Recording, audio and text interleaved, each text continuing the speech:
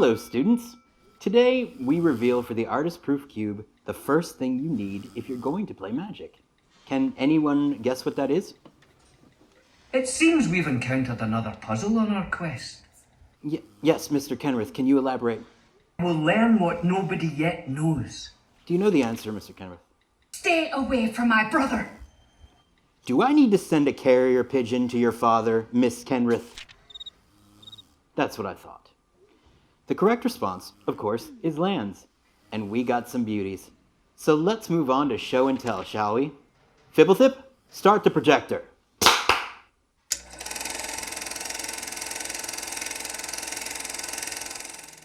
First off, we have Eric Deschamps, who I will be interviewing soon, with a duo of Stirring Wildwoods and Celestial Colonnade. Celestial Colonnade, which also enters tapped, can tap for a blue and a white, and for 3 blue and a white becomes a 4/4 blue-white elemental with flying and vigilance. It's still a land. This close-up shows us the Colonnade's conjurer, and the wild brushstrokes of vibrant color really impart the beauty and violence of the awakened land. It spits hot fire! Also, I think Colonnade's Conjurer would be a great card name. Just throwing it out there, wizards. Do with it what you will. Stirring Wildwood enters the battlefield tapped, taps for green or white, and for 1 green and white, until the end of turn, becomes a 3/4 green and white elemental creature with reach. It is still a land. And here is a lovely close-up of the Wildwoods as they stir. Sidebar. How cool is Eric's signature? He could have his own font, right? Now, we turn to Ralph Horsley, who I interviewed earlier this year, link in the description, and his Fire-Lit Thicket, which taps for 1 colorless and, if tapped with a green or a red, makes 2 reds, 2 greens, or 1 of each. And check out the thicket done with a kind of Berenstain Bears vibe. A much chiller thicket, if you ask me. Now we have a set of lands by the inimitable Piet Dura. Let's start with the Scry lands. They all enter tapped and, of course, let you scry when entering the battlefield. We have Temple of Mystery, tapping for blue or green, Temple of Enlightenment, tapping for white or blue, and Temple of Triumph, tapping for red or white. Now let's look at the backs. Make sense? No? Let's come back to it.